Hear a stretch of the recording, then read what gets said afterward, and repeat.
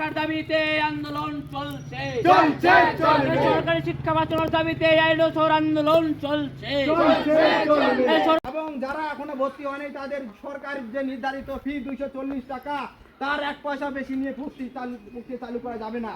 এবং যারা এই সরকারি নির্দেশিকায় বলা আছে যারা ক্লাস 5 থেকে 8 পর্যন্ত যারা ফি দিতে অপারগ তাদের বিনা পয়সায় বিনা মূল্যে ভর্তি নিতে হবে। আমরা ছাত্র সংগঠন এআইডিএস ও হলদিবাড়ি ব্লক কমিটির পক্ষ থেকে শিক্ষা সামগ্রী নানান দাবি নিয়ে আমরা এসআই সাহেবকে ডেপুটেশন দিলাম। আমরা ইতিমধ্যে লক্ষ্য করেছি যে হলদিবাড়ি ব্লকের বিভিন্ন স্কুলগুলি বিভিন্ন রকমভাবে তারা ভর্তি ফি আদায় করছে ছাত্রছাত্রীদের কাছ থেকে। তাহলে এই যে অতিরিক্ত তারা ভর্তি ফি নিচ্ছে সরকারি নির্দেশিকাকে উপেক্ষা করে সেই ভর্তি ফি বাতিল এবং সরকার নির্ধারিত যে ভর্তি ফি তা দিয়ে ভর্তি প্রক্রিয়া তারা কন্টিনিউ করবে এবং যে অতিরিক্ত যে সকল ছাত্রছাত্রী ভর্তি ফি দিয়ে তারা ভর্তি হয়েছে তাদের সেই টাকা ফেরত দিতে হবে।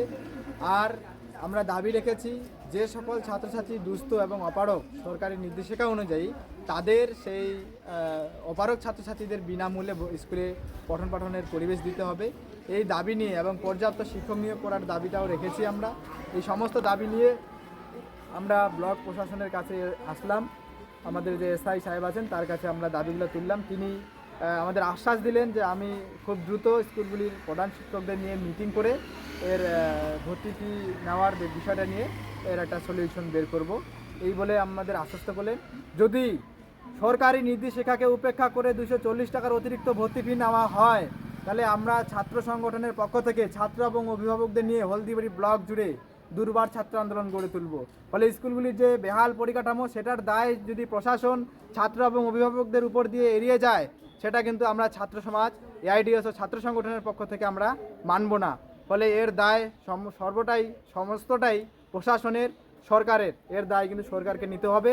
অতিরিক্ত যে ফি নেওয়া হয়েছে সে ফি অবিলম্বে ফেরত দিতে হবে। এর যদি সুষ্ঠু বিচার না হয়, সুষ্ঠু সমাধানে না আসে প্রশাসন, আমরা ব্লক জুড়ে দুর্বার ছাত্র আন্দোলন করতে বাধ্য হব।